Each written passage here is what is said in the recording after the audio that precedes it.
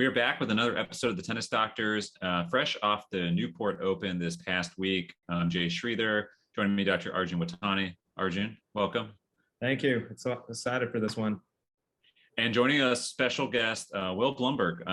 Will, fresh off back-to-back doubles titles at Newport. Congratulations to him. And he was with a different partner than last year. So yesterday with Steve Johnson, last year, I believe, with Jack Sock.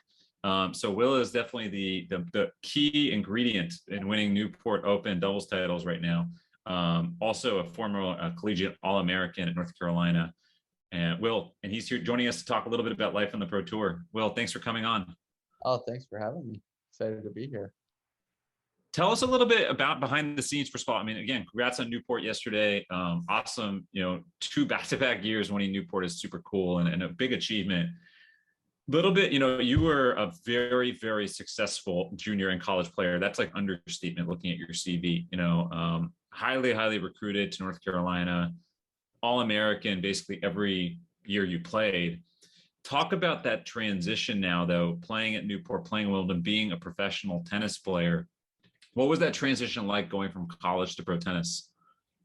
Yeah, I think it's tough. I mean, I think it's been, I was fortunate to have some success this year, but still, I think, you're not as used to losing as, you need to be on tour. I mean, I'm sure it's similar to people trying to get jobs. There's for, 8 no's, there's 1 yes. And that's really kind of how you need to go about it. And, our, coaching college Trip used to tell me, he's like, well, listen, when you get on tour, there's going to be 2 mentalities. There's one where you go 8 weeks and you lose first round in a row and you're like, I literally just can't play tennis. And there's one mentality that you lose 8 weeks and you're like, listen, if I just get this 1 point, if I just do this one thing.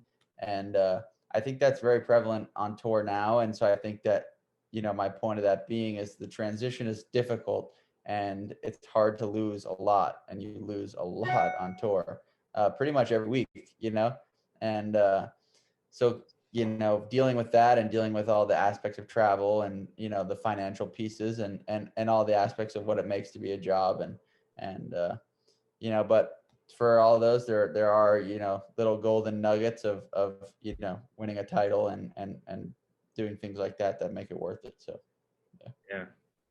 That's interesting you say that. A lot of the points that you brought up, we're going to talk about in this episode. But again, congrats from my end for winning Newport, and this year and last year is a huge accomplishment. And for the listeners, I just want to go over a little bit about Will Blumberg.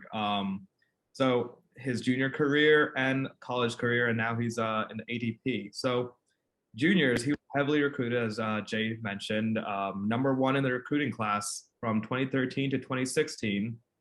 In his college career, he, as we mentioned, All-American every season, singles and doubles, first 10-time All-American in ITA history. Winner of the McCaskill Award given by USC, Success in Athletics, Academics, and Community Outreach, which I think is probably the best award that you have received, in my opinion.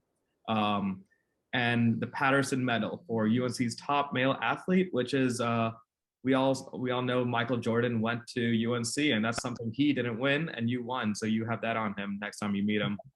Multiple ACC Players of the Year, NCAA singles runner-up in 2017, Most Outstanding Player, Rookie of the Year, Freshman of the Year, All NCAA Tournament at #2 and singles and #1 doubles, and academic teams. You had it all. Your CV is longer than both of ours combined. And now you're standing, your career high rank was in the 400s. You're jumping up quite a few spots after this tournament, so that's got to be exciting. And so, as you mentioned, there's college tennis. You really excelled in it and had a lot of winning. There's a lot of losing in the next step, and kind of similar to our residency, our medical school process, we have a lot of rejections when we're submitting papers to conferences or journals or applying for medical school residency. There's a lot of rejections, and you just need that one win, which those golden nuggets that you mentioned. So that's probably has to feel good. And similarly, we had to take losing and appreciate the wins really well. So again, congrats.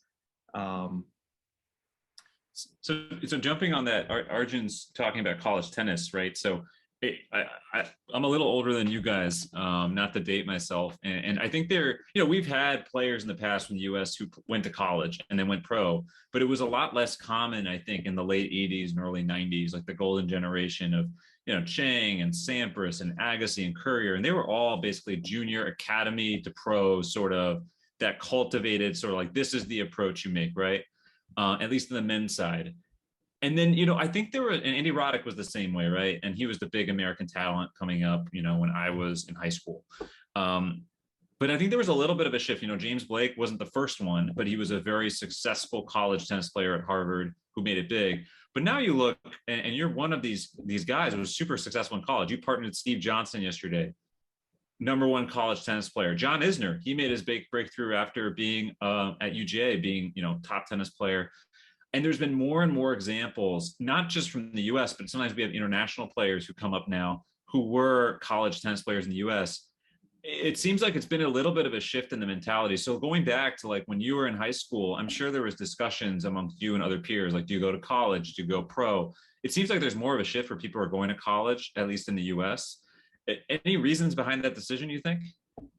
I just think like it's been done so many times now and a proven path, right? I mean, I think before, first of all, these talents are unbelievable, right? Like Andy Roddick, Michael Chang, these guys are not like, they're one in a generation player, to win a slam is unbelievable. Roddick won in, I think it was 2003. He was the last American to win a slam, but like, he's a young age, right? I don't know how old he was, 21. He was 20. I'm older than you. He was 21. I remember it really 21, well. right? So like that's really not like done anymore. That one, Right. Obviously we've been in this generation of Novak and Federer and like, which is crazy, but you need to age, you need mentally, physically, right? So I think people are seeing like, hey, college is not like a bailout route anymore. It's kind of like, hey, you can go to school, you can first of all get your education, which I always think is the most important. That's just me. I think you can do as well as you can win titles, you can do whatever, but at the end of that, you're going to need a life and need a job and need some sort of education to get you through that. So for me, that was always number one. On the tennis side, you can have, ATP level, if not better training. You can have fitness coach, you can have a mental coach, you can have nutrition, you can have everything you possibly need on tour just while dealing with school, right? But you also have friends that are there, you have teammates that are pushing you. Like, I think that guys like, and yeah, like guys like James Blake and those guys, of course, but really guys, like Isner, Anderson, Steve Johnson, like guys who did, of course, James too, but like the guys that we all saw that started the duration was, those guys, and Stevie being the greatest college player of all time by far. What he's done is ridiculous. But just showing like, hey, you can do this and still succeed on tour and be, top. I think Stevie maybe is just outside top 20 as his career high, but Isner top 10, Anderson top 10. Like these guys can do it, and you can do it well. And I think that gave a lot of people confidence, not just from America. I mean, you have J.P. Smith, guys, 8-time All-American. You have all these guys, Vukic. Yeah. You have a ton of people who are immensely talented and went to school, and you have a lot of these incredible deals. Now, I don't even really know much about, how the NIL stuff works and how people are getting paid. Right. But now it's different. Yeah. To be getting paid in college now is pretty crazy. Like to not go to college even for 1 year, to me would be crazy unless you're like a Alcaraz or Sinner kind of talent at 18 or 16. Well, and the longevity thing, you mentioned that. I mean, you talked about getting wins, like the difference between college and pros is you go from winning all the time, if you're a really good college player, like you were, to now taking L's. And that's one of the things that's talked about when younger players coming up is it good to make that jump and just lose a lot? Because pros are now on tour. They're not finishing their careers in their late 20s, right? Like it was 20 years ago. There's guys going strong in their early 30s, mid 30s. And I mean, we can see the big three and we can see examples who are like at the top of the game, but I assume also at the challenger level, there are a lot of guys now who are still in their 30s and playing. Isner, you mentioned, he's 37, so if he goes to college for 4 years and now he's got this career that goes another 15 years, you can still kind of have a full career, it seems. versus I guess if you went to college back in the days where a pro career sort of wrapped up in your late 20s, you didn't have much time, and maybe there's a little bit of time pressure there.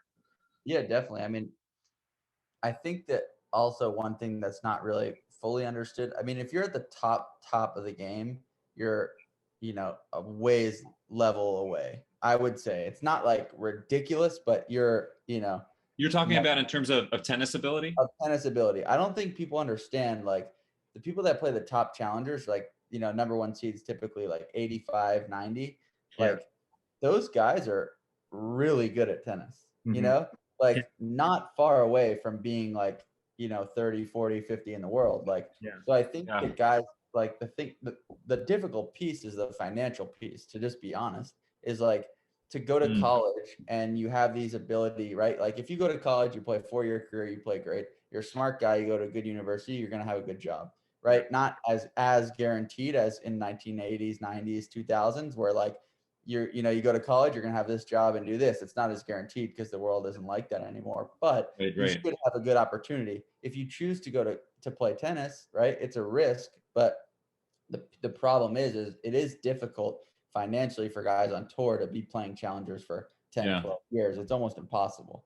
So that's the piece. That's why I have a lot of respect for people who make it, when, you break through like a 30, is pretty remarkable and amazing. And I think that mental challenge is kind of underappreciated for what a lot of people think. Yeah, I think a few years ago, there's a study or stat that came out that rank 149 was supposed to be the break-even point between having a livable income and actually like hemorrhaging, losing money on tour. And so, if you start that at 18, you can have sponsors, you can have people supporting you, parents supporting you. And I do think that a lot of the top players, if they go pro right at 16, 17, 18, they definitely need a support system because they haven't earned a single cent in their life. And a lot of them, some of the top players, they do come from prominent families. But I agree. If you, a lot of players turn to college, realize it's not for them, and go pro. I mean, your former teammates, Rinky, Hijikata, then other players, Nakashima, they realize that their level is, they're ready to take that extra step, and they have everyone at their level have the support financially. But what do you think are some ways that the landscape of tennis, the ATP, can support young players who at that kind of at your level, where you're ready to make that jump from college to pros? You're already doing it, but other players too. Is it like supporting qualifiers, supporting more money in challengers and futures, or tournaments, or helping the early rounds? And we'll just give you background. Like, the reason Arjun and I are talking about this, like, other sports, like, it's different. It's an individual sport. It's not a team sport like the NFL or NBA or MLB, but there's like a minimum base salary you get in those sports, right? Even if you're like the 12th guy in the bench, you're still a professional basketball player in the NBA. You get paid X amount. And the same is true if you go down to other leagues. You don't really, and people don't, I think, appreciate this. You don't have that as a tennis player. A lot of these events, you don't get paid anything. So if you lose in the first round, you're just copying your own fees. Maybe you have some sponsor help, maybe you don't. But like, I guess the question is, should there be some sort of base to help people? And then how do you decide age, country, those sort of things when you're like, wild cards is an example of that, how that stuff's handed out. Yeah, it's tricky, right? I mean, basically you're like an independent contractor that has like a ranking through you're a member, like depending on your ranking, you become like a member of the ATP. What's difficult is like, if you got some sort of base salary, like, it would be tricky because you kind of earn your way, like, I would say that it would be like, you might not be there, right? Like, if you get injured, do you keep that base salary, or does the guy who goes from 101 to 99 now get that top 100 base? It'd be tricky. Like, so, I mean, I don't know. I just think that maybe continuing to, attempt to try to put more money into the Challenger Tour or to the qualifying of, Grand Slams. I saw last year, I could be wrong, at the Open, but it was like 20-some thousand, or this year, which is awesome. At this year's Wimbledon, first round was 60,000. Yeah. Well, Yeah. I mean into qualies, right? Like if Oh, you're yeah, making main draw of a slam, That's a big like last deal. year Yeah. the Open was 75,000, right? Like Yeah. you have a lot of, bills to pay, but if you're making 75,000 for showing up, you're doing quite well. So like I think that if you can continue to implement like, and I'm not here, like, I'm not a big guy on, I've never been like, let's just give everyone participation medals. But I also do believe like if you're earning it, you should be able to make a living and be able to be out there. So like, let's say there's guys top 250 in the world who are making Grand Slam qualifying, like they should be able to be playing and make a decent living, right? Like if you're top 250 in the world in any other sport, making a great living. I also do understand that we don't bring in as much TV rights as basketball or these other sports, and it's a different it's a different sport, it's a different market. But I do believe and I hope that the ATP and the Player Association and everyone that we don't have, but like that the ATP and the players are working together to continue to bring more money to the challengers and to lower level tournaments. And that's kind of the only way you can hope. I think that's I don't know much about it because I'm kind of a rookie on tour. This is my second year now, but I don't know the ins and outs, but I think that's the frustration of a lot of people is that people are they're trying to bring more money. And I can't really talk about it because I'm not educated enough. So I'm not going to even try. Well, I was actually going through the ATP rulebook earlier today. Last Just year. for fun. Yeah, just for fun. Dreaming of the rules that I have to follow by. Yeah. So actually, I don't know how it worked at Newport, but so for challengers and ATP events, at least they provide hotel accommodation. Is that true? Yep. So people at that level, at least they can. Which is awesome. And that it wasn't always the way that it was, Right. but having that ability, and because there used to be some like tournament plus H, which meant that you got a hotel room, and now they're interesting. all paid for, which is huge. Like, huge. Sometimes you go, like, let's say you go to Wimbledon or you go someplace, like, hotel rooms are not cheap in the cities. Like, and so it's great that they do that. Yeah, and then qualifiers. So I read that only if you qualify, you can get your qualification, like the days while you were playing in the qualies tournament. Only if you qualify, you can get those reimbursed. Yeah. Not true? Yeah. So that's a tough one for the qualifiers. So back on the question, we were talking in this show a couple weeks ago about money in tennis, and you were just talking about tennis doesn't have the TV deal, that basketball has. And I mean, tennis is a super popular sport worldwide.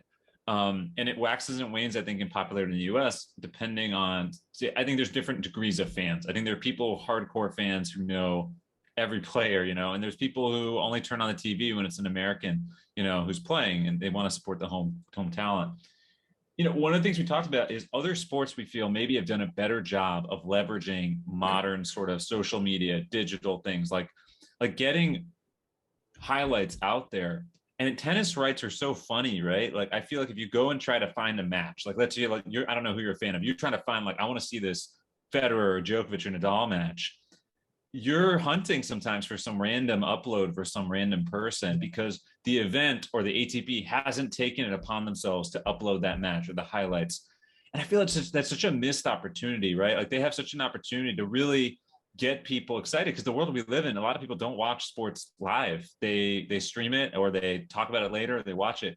Like, I feel the same way, a lot of these challengers and qualifiers or things you're on, maybe there aren't people who would watch them, but you think like there's more creative ways to maybe leverage that? Because I feel like tennis is a little bit of an old school sport, similar to medicine's kind of an old school profession. Sometimes we're a little late to sort of adopt some of the things that other sort of newer school sports, soccer, basketball, baseball, hockey, and other countries have done in terms of getting people excited.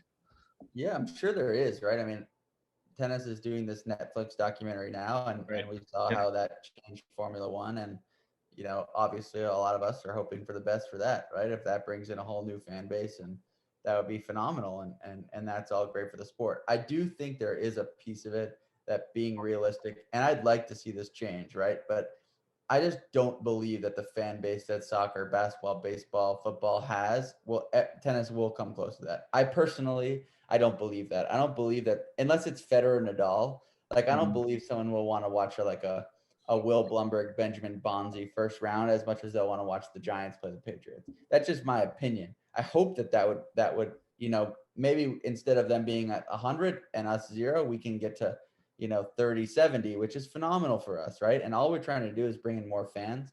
And maybe it is social media, maybe it is Netflix, maybe it is these new ways to bring in new fans. But any way we can, like, I think all the players are for it. I mean, I think all of us are trying to support. And even for me, like playing more doubles, I want to play singles too, but I'd like to see more doubles highlights. And I think doubles is sometimes even more fun to watch than an average singles match. Yeah. Faster pace, quicker, and I'd love to see more highlights and videos and more showings and things like that. So listen, I think all of us are all for it.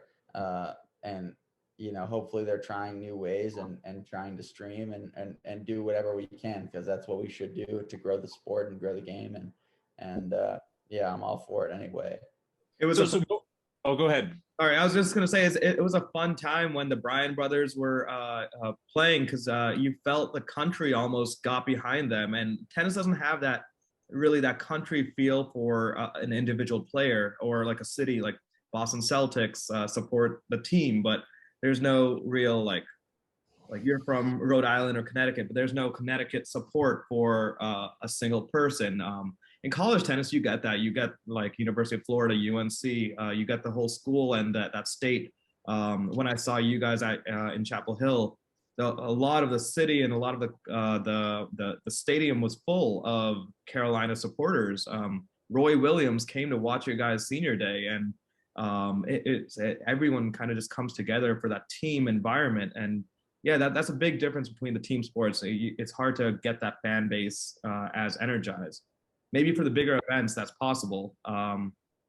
This documentary maybe will hype up the inner stories. I know Kyrgios is getting a big paycheck from this documentary now. Actually, he gave them insider access to the Wimbledon and all his training over the past few months.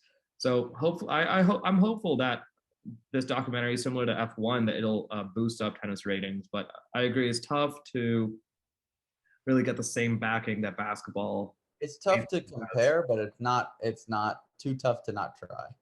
It's definitely, there's a league to improve. We can definitely improve it, but is it going to be like the Super Bowl?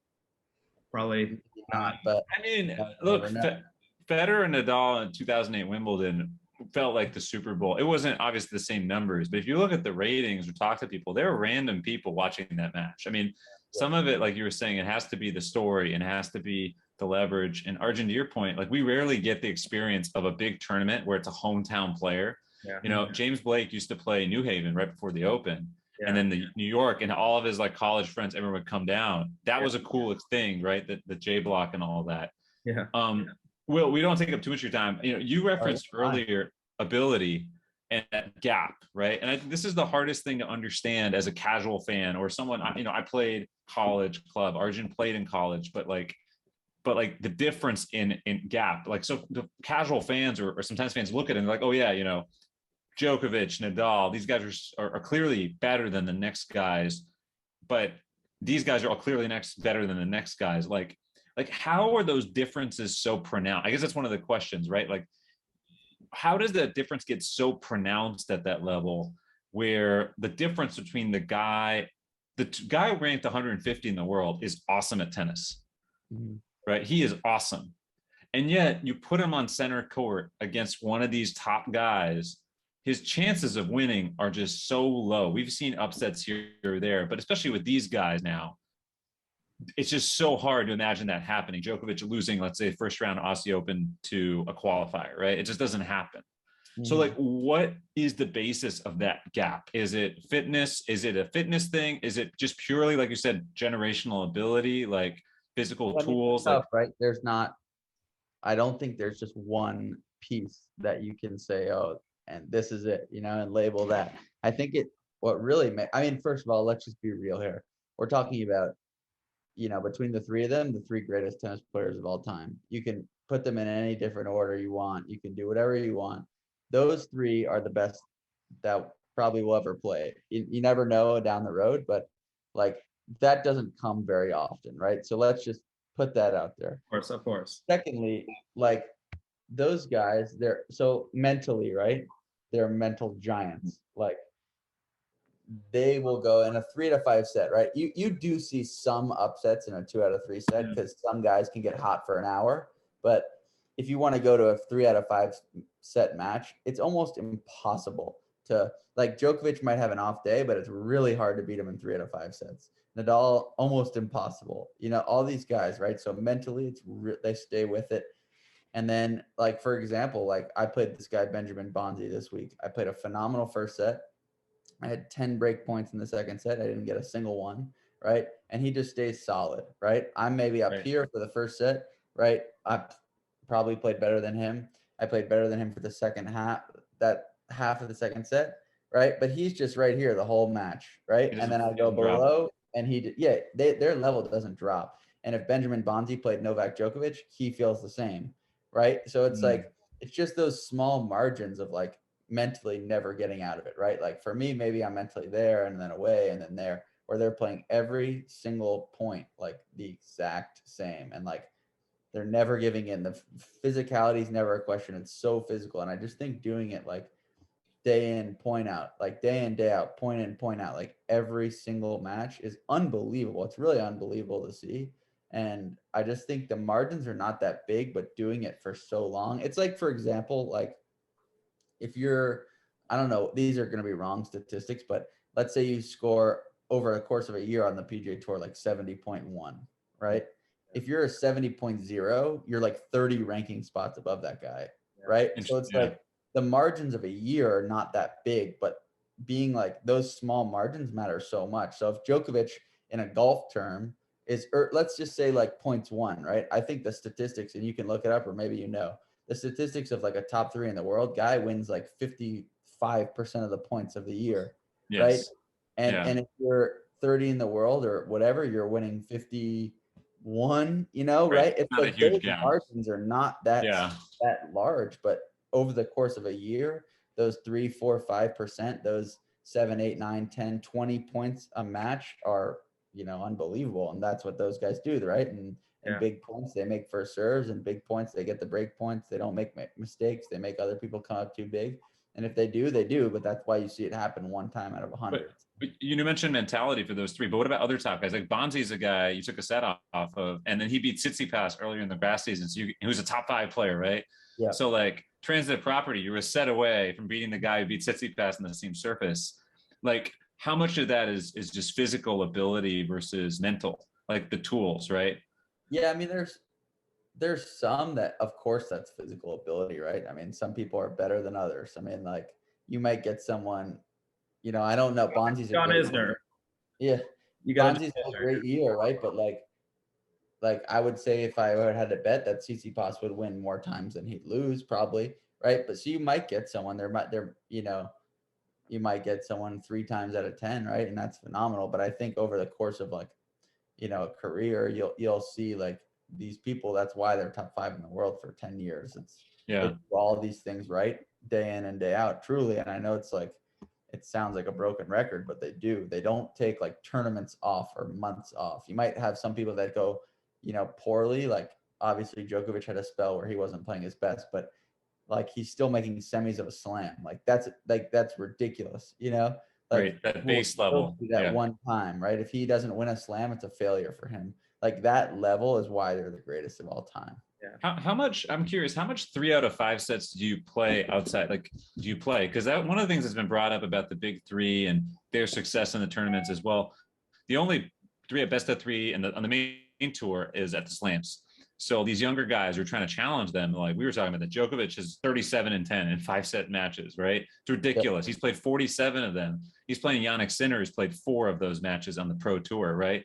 Like one of the things we brought up is like, should there be more best of 5 opportunities? And then at your level in college and then qualies, challengers, like, are there a lot of best of 5 opportunities? Do you think that change? Like people obviously practice that, but do you think it matters that there aren't the reps? I think it's tough. Like, because it goes back, you know, kind of to like the TV and do people want to sit and watch, right? Like if you're watching a Miami Open final, do you really want to watch like a 4.5-hour match? If you're like, as a tennis fan, you do, right? But if you don't like baseball and you sit down to a baseball game and it's 1-1 in the bottom of the 9th and you've been sitting there for 4 hours, like, are you really loving it? You know, like I do think sometimes the fast pace is good for the fans, and that's why college plays no ads and no lets and all this stuff to try and have it in a window and have people care about it, and that's great. I think as like a tennis fan, you'd love to see, like, they used to play Masters 1000 finals 3 out of 5, right? You'd have epic battles of Nadal and Federer and these guys, and I think some of them liked it, and I think it's difficult for the bodies, I guess, because you go to a next event and you have, it's like, it's kind of hard, but it is interesting. I don't know if I hope that it never goes away. I do hope that they continue to play these matches, because I think it is cool to see, as a tennis fan, to see these guys like be warriors and battle it out. But maybe it'd be cool to play Masters 1000 finals again, 3 out of 5. But it is cool to see these other guys win. Like, someone upset Nadal and, beat Nadal in Indian Wells. Is it a 3 out of 5 set match? Does he do it? I don't know. Like, he almost had him at Wimbledon, but it is cool to see new guys win and have new guys get opportunities.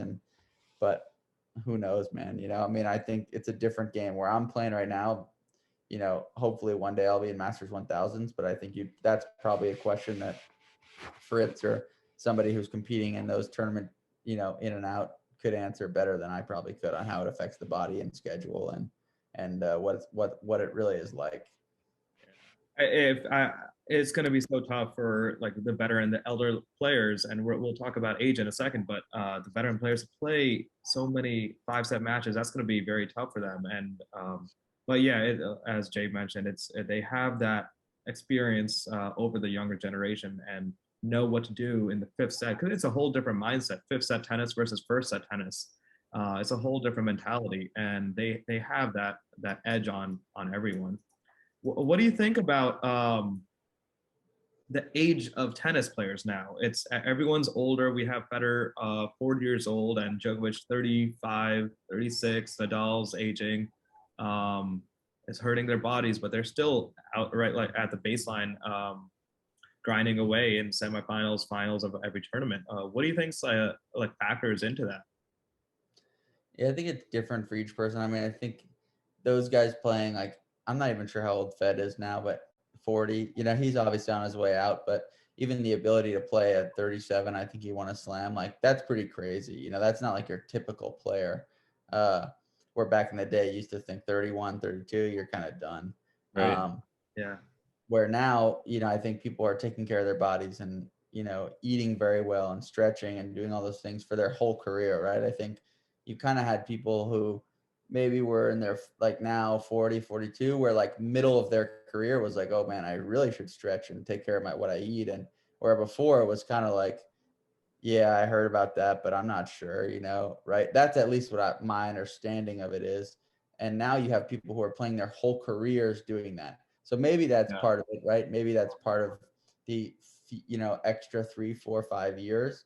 But, I think forever you'll have guys like Isner who, do have the height and can play a certain game style that's not too taxing. And you will have guys that play an incredibly taxing game style that stop at 32 because they just can't do it. But I do think the average is continuing to grow, which is awesome, and awesome for also college sports and college tennis, because it does give you the, belief that if you go to college at 18 and leave at 22, you can, have the next, 10, 12, 14 years to give it your crack if you can stick with it. A couple quick hitters, Will. I'm curious, and I don't want to put you on the spot, but as a pro, looking at other pros, there's always pros. Like you used to ask basketball players about Allen Iverson, their eyes would light up, right? They're like, you just don't get it. Like, this guy is really, really impressive.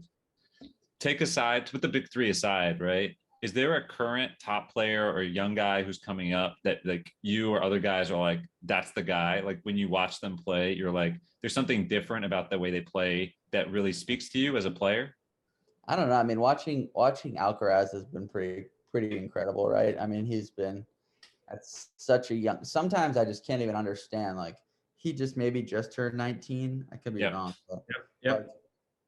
Like, at night, like, I had elbow surgery October 2018. So yeah, I was just about to turn 20. I don't know. Like I wasn't even remotely close to healthy, fit enough, strong on anything. Like, if you look at him, he looks like, like a like a mature human being. Like watching him play. I mean, I think there's no question he'll be number one in the world. And Sinner's another one who you watch. He's incredibly talented, and I really enjoyed playing doubles and watching Casper. Just like the preparation and the way that they do things is, like you said, a pro's pro. So, there are a ton of guys, and it'd be fun. I mean, there's a lot of good players, and that's the next generation. Have you had a moment on the pro tour, a little bit of a fanboy moment at any point where like, oh, I can't believe I'm next to X person, or I can't believe I ran into this person? Like, have you ever had that pinch me moment where you're like, oh wait, like this is this person that, I've seen on TV or I've seen like from the stands when I was a kid? I think like I've been fortunate now. I mean, playing juniors, you get to be around them, and at the slams, you are in the same areas and you see them. But of course, still now, like, you see. I mean, I think my biggest moment was like I spent a week training with Federer. Oh wow! And I saw that picture. That's pretty cool. Yeah. When he like first walked on the court, I thought he was like fake.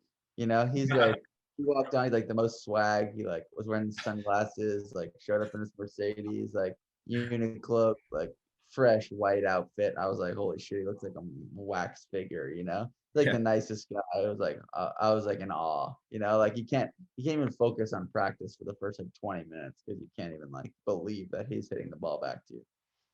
When that happens, when you're playing against him, like you mentioned, you don't. It's hard to focus. Do they reach out to you, or do you reach out to how'd that get to set up that practice that week? Yeah, a guy that works for his agency I knew, and he was like, hey, Roger's looking for practice for this week, in this place, can you make it? And I'm like, of course.